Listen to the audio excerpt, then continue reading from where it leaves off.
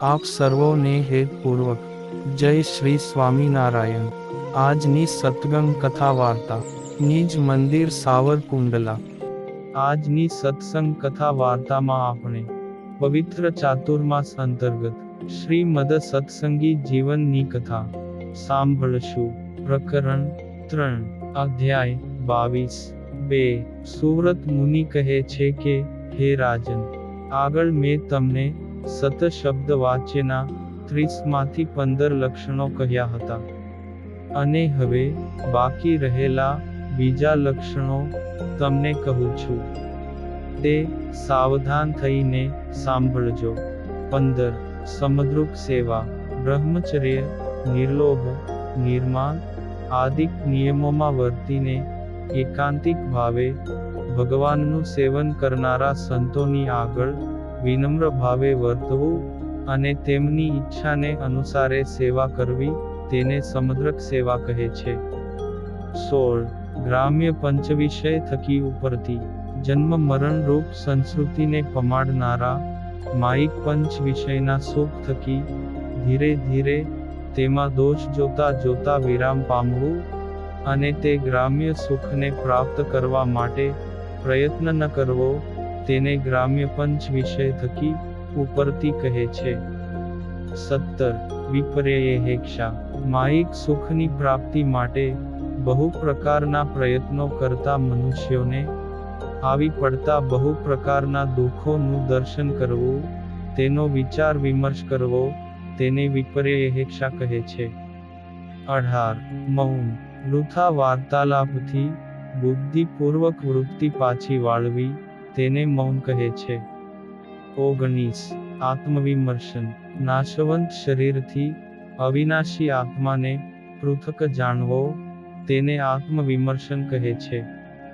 20 સંવિભાગ, અન્ન જળાદિક જે કાની ભોગ્ય પદાર્થ હોય તેની પોતાના પાસેથી ઈચ્છા રાખતા જીવ પ્રાણી માત્રને યથા યોગ્ય વિભાગ કરીને વહેંચી આપવું, પછી અન્ન જળાદિકનો ઉપભોગ કરવો, તેને સંવિભાગ કહે છે।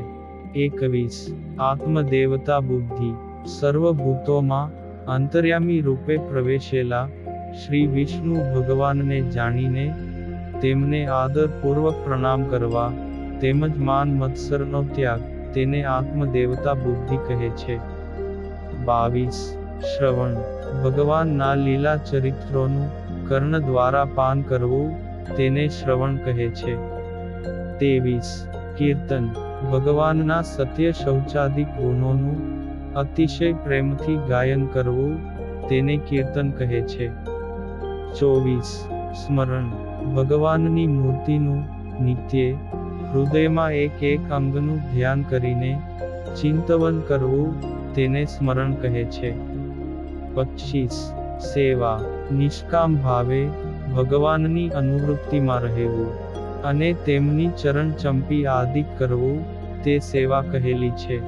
26 ઈજ્યા અર્ચન, શાસ્ત્રોક્ત વિધિ પ્રમાણે પોતપોતાની શક્તિને અનુસારે ભગવાનની બાહ્ય કે માનસી પૂજા કરવી, તેને ઈજ્યા કહે છે। 27 અવનતિ વંદન, ભગવાનને સાષ્ટાંગ પ્રણામ કરવા, તેને અવનતિ કહે છે। 28 દાસ્ય, અનન્ય દાસની જેમ નિર્માની ભાવે ભગવાનની પરિચર્યા કરવી, તેને દાસ્ય કહે છે। 29 સખ્ય, વિશ્વાસપૂર્વક ભગવાનમાં અતિશય સ્નેહ કરવો, તેને સખ્ય કહેલ છે। 30 આત્મસમર્પણ, મન કર્મ વચને કરીને સર્વ પ્રકારે ભગવાનને અતિશય આધીન રહેવું, તેને આત્મસમર્પણ કહે છે। હે ભક્તજનો, આ પ્રમાણે 30 લક્ષણોએ યુક્ત જે સર્વોત્તમ સદ્ધર્મ છે તે મેં તમને કહ્યો। આ પ્રમાણે અહીં 3 પ્રકારે સત શબ્દનો પ્રયોગ થાય છે, તે તમોને કહ્યો। હવે એ સત શબ્દથી વાચ્ય પરબ્રહ્મ, સાધુ અને સદ્ધર્મ, આ ત્રણેયનું જે શાસ્ત્રમાં સંક્ષેપથી કે વિસ્તારથી નિરૂપણ કર્યું હોય, તેને પણ સત શબ્દ વાચ્ય ગણવું। અર્થાત સત્શાસ્ત્ર ગણવું. હવે તે સત્શાસ્ત્રોમાં જે પ્રધાન સત્શાસ્ત્રો છે તેના નામ કહીએ છીએ. 4 વેદ, શ્રીમદ ભાગવત પુરાણ, વિદુર નીતિ, વિષ્ણુ સહસ્રનામ, શ્રીમદ ભગવદ ગીતા, શારીરિક સૂત્રો, યાજ્ઞવલ્ક્ય ઋષિની સ્મૃતિ, શ્રી વાસુદેવ મહાત્મ્ય. આ જે 8 સત્શાસ્ત્રો તેમને અનુસરતા હોય તેવા મુમુક્ષુને હિતકારી એવા બીજા ગ્રંથો તેમને પણ સત્શાસ્ત્ર જાણવા. આ પ્રકારે સત શબ્દનો અર્થ કહ્યો. હવે સંગ શબ્દનો અર્થ કહું છું તે સાંભળો.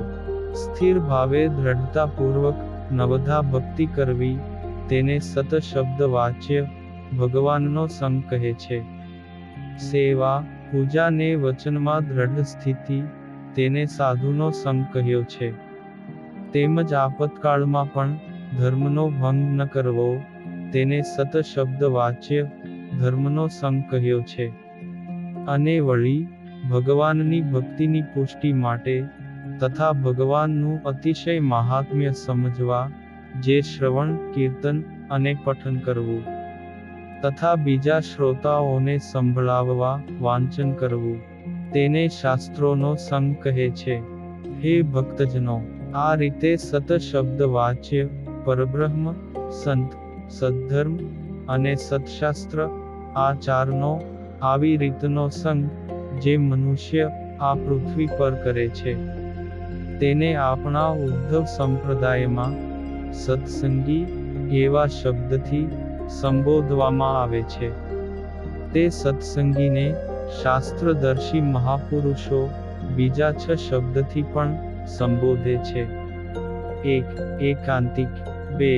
ભક્ત, 3. સંત, 4. ભાગવત, 5. સાત્વત અને સાધુ.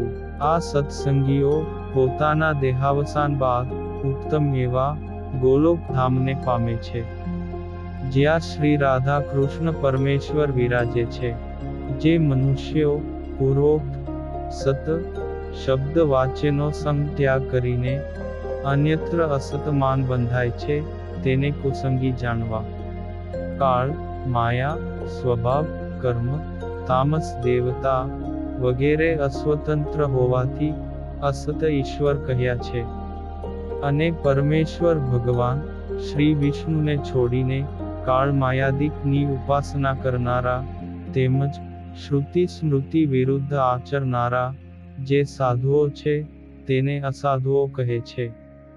તે જ રીતે દંભ, માન, કલહ, ક્રોધ, હિંસા, લોભ, કામ આદિક અધર્મ સર્ગથી જે ઉત્પન્ન થયેલા છે પાપમાન હેતુભૂત છે અને તેમાં ધર્મનો આભાસ છે પણ ખરેખર ધર્મ નથી.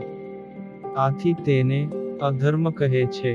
આથી જ અસત શબ્દ વાચ્ય આ ત્રણેયનું પોતાની ઈચ્છાનુસાર દુરાગ્રહથી જે શાસ્ત્રમાન વર્ણન કર્યું હોય તે નાનું હોય કે મોટું છતાં પણ તેને અસત શાસ્ત્ર કહેવાય છે. જે મનુષ્યો અસત શબ્દ વાચ્ય આ ચારેયમાં આસક્ત છે તેઓને કુસંગી અને દંભે યુક્ત કહ્યા છે. અસત બુદ્ધિવાળા તે કુસંગી જનો પોતાના પાખંડી ગુરુઓ થકી ધન, સ્ત્રી, વસ્ત્રાદિક પદાર્થોના ગ્રહણથી વારંવાર છેતરાય છે અને તેનો ત્યાગ પણ કરે છે.